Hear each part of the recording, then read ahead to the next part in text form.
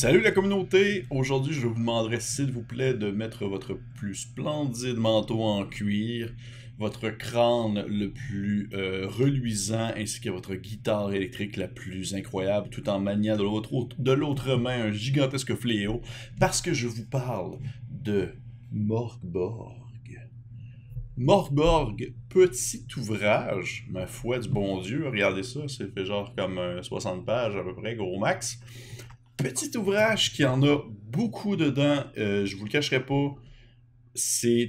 Un magnifique jeu sorti en 2020 qui a été, dans le fond, qui a gagné une multitude de prix au ENnie. Ça a gagné, dans le fond, Produit de l'année Art. Ça a gagné Best Layout and Design, le design du jeu Art. Ça a gagné aussi le Best Writing Art. Et ça a aussi gagné meilleur jeu Silver en arrière de Alien. Par contre, on est absolument dans un tout autre registre que la science-fiction. Morgborg, c'est avant tout, je vous dirais, un jeu de punk. Non, mais plus sérieusement, c'est un OSR, c'est-à-dire un vieux style. Je vais y revenir tout à l'heure, mais pour l'instant, c'est un gros morceau. C'est ce que je vous dis pour le petit livre que c'est un gigantesque morceau, et je vous explique pourquoi. Créé à la base, dans le fond, désigné par un certain Pete Nielsen et aussi un certain Johan Nord. Ça a été publié par la Free League Publishing. C'est une compagnie dont je vends les mérites à chaque vidéo presque. Mais ce n'est pas eux qui sont derrière ça. C'est vraiment ils ont décidé de publier cet ouvrage-là qui ne faisait pas partie un peu de leur registre habituel, parce qu'ils trouvaient que ça en valait vraiment la peine, et je suis absolument d'accord avec eux. Cette petite chose-là que j'ai dans les mains est merveilleuse sur plein d'aspects. Déjà, à la base, admettons qu'on parle côté thématique, qu'est-ce qu'on a devant nous? Morgborg, je vous dis, c'est un jeu... c'est tellement particulier à décrire pour vrai comme expérience. Ça serait je dirais, de la fantasy. Vous voyez ça un peu comme de la fantasy, mais une espèce de fantasy apocalyptique de fin du monde, très métal. C'est un jeu qui se veut très lourd, dans ses thématiques, dans ses thèmes abordés. C'est très grim dark, un peu à la Warhammer, sauf que ça reste que dans la sombre. Dans le sombre, dans le dégueu. C'est un univers vers la fin de sa vie où il y a eu une gigantesque guerre, il y a eu de l'écœurantite qui s'est, dans le fond, déversé sur le continent d'où se déroule un peu le setting. Le setting est expliqué, sauf que ça tient pas sur ça tient pas sur une quarantaine de pages. Là. Déjà que l'ouvrage fait peut-être justement une soixantaine de pages.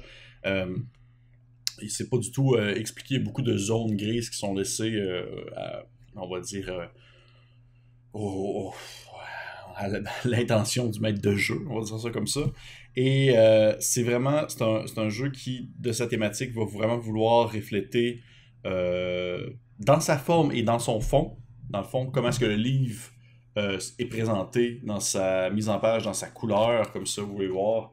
Vraiment dans sa texture, dans l'écriture, mais également dans son écriture en soi. Ça se veut très justement pas négatif, mais très violent, très viscéral. C'est très lourd. Tout va vraiment super mal. C'est vraiment un espèce d'univers où vous allez incarner un peu cette espèce de personnage-là qui va un peu prendre en main sa destinée d'ici à ce que la fin du monde survienne. Et parce que la fin du monde va arriver, c'est ça le concept du jeu, c'est que la fin du monde arrive. On est à l'aube de la fin de l'univers comme on le connaît, ce qui fait en sorte que il y a des créatures qui errent dans les terres, il y a des monstres qui sont tapis en dessous de nos chaumières, il y a des espèces de cannibales qui capturent des gens pour les dévorer puis les sacrifier à un dieu occulte. Et vous, votre personnage que vous allez incarner, qui va un peu prendre en main les décisions qu'il va vouloir faire afin d'affronter, si on veut, cette fin du monde qui approche. Et ça ressemble un peu à ça, je dirais. Tu sais, on est dans du fantasy. Du fantasy, sauf que c'est du fantasy qui est à porte ouverte, dans le sens où est-ce que beaucoup de choses ont resté à interprétation, comme par exemple ici, on a un gobelin. Vous pouvez voir l'espèce de beau gobelin là. Ben, ce gobelin-là, au final, on a des informations sur les gobelins. Il y a une petite twist qui est particulière, comme quoi les gobelins, dans le fond, ils ont déjà été comme les humains, mais ils sont comme victimes d'une malédiction, en quelque sorte. Mais le jeu se veut vraiment très avec énormément de zones de gris, ce qui fait en sorte que vous pouvez la remplir un peu comme vous voulez, même que c'est encouragé de faire ben cette partie-là je l'aime, cette partie-là je l'aime, je vais la prendre puis je vais la mettre dans mon jeu. Parce que pour en venir à, on va dire, mon prochain point, le système de jeu est d'une simplicité, ma foi, alarmante. C'est ce qu'on appelle du old school renaissance, dans le sens du OSR, vous avez peut-être déjà entendu ce terme-là. C'est un style de jeu de rôle cherchant à reproduire de manière soit fidèle ou moins, on va dire, l'espèce de... le principe derrière les règles entourant les premiers jeux de rôle datant d'il y a de nombreuses années, où est-ce que c'est beaucoup de tables, beaucoup de hasard. C'est à la limite un peu, justement, le hasard fait en sorte que ça peut devenir très débalancé entre les joueurs, entre les points de vie. Dans la partie que j'avais faite, mon personnage avait un point de vie. Donc je mangeais, peu importe le dommage, je tombais à terre. Et comme le veut on va dire la tradition du OSR, il fallait pas grand chose pour que je meure par la suite, on s'entend. Certaines personnes vont dire que ce jeu-là va être plus dans le style au lieu du OSR. Là, on rentre vraiment dans des grosses, on va dire des grosses terminologies de jeu de rôle plus indie et tout ça. Là. Il y a beaucoup de gens qui vont dire que Morkborg, c'est plus ce qu'on appelle un néo-rétro. Ou est-ce que c'est des jeux modernes qui vont surtout vouloir retrouver, je dirais, la simplicité des premiers styles de jeu de l'époque. Et je pense que j'adhère un peu à ça dans le sens que le système est excessivement simple. Il y a pas, c'est pour le vrai, là, ça se prend en main d'un claquement de doigts. Mais dans sa mise en page, mais dans la manière que le jeu est présenté, c'est extrêmement moderne. Il n'y a pas un vieux jeu des années 80 qui était présenté de cette manière-là. Là. Vous voyez que genre, les armes, ça c'est la page avec les armes sont présentées. C'est juste complètement fou. Faut comme regarder un peu partout pour comprendre c'est quoi les dégâts d'une grosse épée ou c'est quoi les dégâts d'un flare. Puis en tout cas, mais côté système, c'est super simple. Votre personnage est défini par quatre caractéristiques, que ce soit la force, l'agilité, l'endurance ou la présence. Vous avez un équipement exotique qui va venir avec armes et armure. Il y a une classe. Vous pouvez avoir une classe, mais c'est optionnel. Il y a des classes qui sont proposées dans l'ouvrage, mais c'est aucunement une obligation. Vous pouvez faire fi de ça, puis monter votre personnage un peu comme bon il vous semble, en respectant, dans le fond, les règles de création de personnages dans le livret. Je dis le livret, je dis le livre, mais c'est parce que on s'entend, c'est pas très gros. Donc, tu sais, outre ça, vous avez, par exemple, des petites perks, des petits talents, des petits effets qui peuvent, dans le fond, survenir à mesure que la game avance. Vous pouvez développer des pouvoirs magiques qui vont souvent soit fonctionner ou pas, qui peuvent avoir des utilisations limitées. Il y a des points, ce qu'on appelle des points je pense que c'est présage, omen, ouais, en anglais. En anglais, ils disent omen, fait que ça serait présage en français. Où est-ce que vous pouvez utiliser vos points de présage pour un peu faire pencher la balance, on va dire, du destin en votre faveur ou en défaveur de votre adversaire. Et pour réussir une action, c'est tout bien simple. Vous lancez un D20, vous rajoutez votre score de caractéristiques et vous devez atteindre un certain seuil. C'est aussi simple que ça. C'est tout. Peu importe le jet, c'est souvent ça. Des fois, il y a des seuils qui sont prédéfinis, qui sont toujours le même niveau de difficulté. Vous devez avoir ça. Les caractéristiques, exemple, votre agilité, présence et tout ça, ça va être des caractéristiques qui vont aller de moins quelque chose à plus quelque chose. Donc, un peu comme votre bonus que vous avez une caractéristique à Donjon Dragon, mais vous la rajoutez, cette bonus-là. Il me semble que vous avez plus 1 en agilité, vous rajoutez plus 1 en agilité à votre jet si, sur le D20 que vous lancez, si le DM considère que c'est un jet d'agilité. Et fait que ça ressemble pas mal à ça. Vous pouvez vous défendre lorsque vous mangez un coup. Vous avez des sorts, vous avez le droit à une action, un déplacement dans un round. Il y a énormément de zones grises dans cet ouvrage-là, côté règles, côté prise en charge de certains événements, l'environnement et tout ça, que vous pouvez développer vous-même en tant que DM. C'est comme en même temps d'être un jeu complet, c'est aussi présenté comme une espèce de gigantesque boîte d'outils que vous pouvez utiliser pour créer votre propre Morgborg en quelque sorte. Et côté visuel du produit en tant que tel, c'est comme le gros morceau parce que, comme je disais tout à l'heure, côté fond et côté forme, c'est pour moi quelque chose qui est indissociable dans ce livre-là. La mise en page est complètement folle, dans le sens que chaque page est différente en termes de police, en termes de placement de texte, en termes de dessin. Et c'est c'est juste complètement fou. C'est pas un livre qui se lit facilement, malgré le fait que c'est très petit, c'est pas très long à lire, mais c'est que l'information est éparpillée tellement un peu partout que ça en fait en sorte que c'est difficile disons, suivre le fil. Mais ça fait aussi partie, si on veut, son charme, parce que le but de ce jeu, c'est vraiment de représenter l'effet très, on va dire, très, justement, vicial, chaotique d'une fin du monde. Ce qui fait en sorte que quand vous ouvrez puis vous tournez les pages, ben vous avez dans le fond vraiment comme une espèce d'effet de genre, oh mon Dieu, c'est sombre. Puis l'autre page d'après, c'est genre une espèce d'image Shutterstock de genre, par exemple, ce bonhomme-là qui se fait genre planter comme plein d'armes sur lui. Ce qui fait en sorte que vous avez vraiment cette espèce d'impression-là, vous vous embarquez durant votre écriture dans le mode du jeu, dans ce que le visuel veut mettre de l'avant, et ce visuel-là va également transparaître énormément dans les règles, dans la manière de jouer, dans la terminologie, si on veut, des mots qui sont utilisés dans l'ouvrage.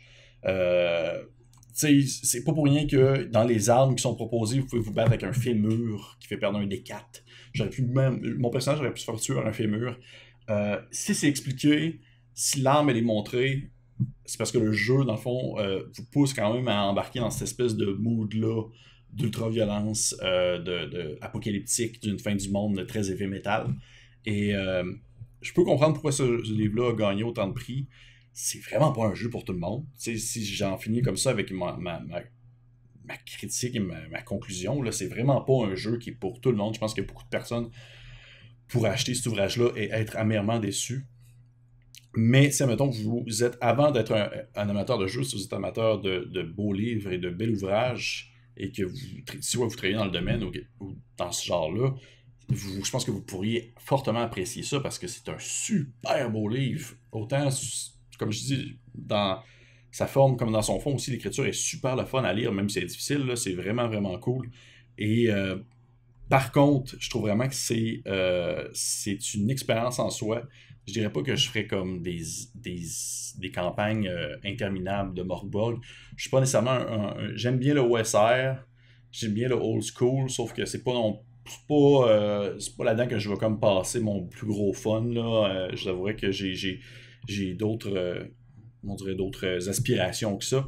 Par contre, tu sais, j'avais fait un one-shot avec des amis, je le DMF, ça a été une partie de plaisir incroyable, là, ça a été une vraie boucherie dans tous les sens du terme. Tout le monde avait beaucoup aimé ça. Il y a beaucoup de personnes, et ça, c'est le point que je trouve un peu drôle peut-être dans ma conclusion pour dire ça, c'est que beaucoup de personnes m'ont dit, waouh, ils me disent, comment j'imaginais Donjon Dragon à la base, je pensais que c'était ça, avant de découvrir Donjon Dragon, c'est-à-dire justement très heavy metal, très guitare électrique avec genre des dragons qui volent dans le ciel, puis du monde qui se battent avec trois fléaux en même temps. Il y avait comme cette espèce d'image-là de Donjon Dragon qui finalement se retrouve beaucoup plus dans Morgborg. Et pour de vrai, je vous conseille fortement de jeter un coup d'œil si ça peut vous intéresser. C'est un livre qui est très complet là-dedans. Dans le sens que vous avez seulement besoin de l'ouvrage de base, vous avez un scénario d'introduction là-dedans, vous avez tout ce que vous avez besoin pour faire vos personnages, comment déaimer, les armes, il y a même un mini bestiaire avec quelques créatures, et ça peut absolument, dans le fond, être suffisant. Sauf que ce que je trouve vraiment cool, c'est qu'il y a déjà des planifications de suite qui sont prévues, dans le sens qu'il y a un Kickstarter qui, je crois qu'au moment où est-ce que cette vidéo-là va être en ligne, va déjà être lancé, qui a été créé par les créateurs du jeu, et pour une suite, avec un vinyle, je crois, il me semble, si je ne me trompe pas, un vinyle de musique heavy metal pour fitter avec le setting, probablement des stretch goals, j'en ai aucune idée pour l'instant, là.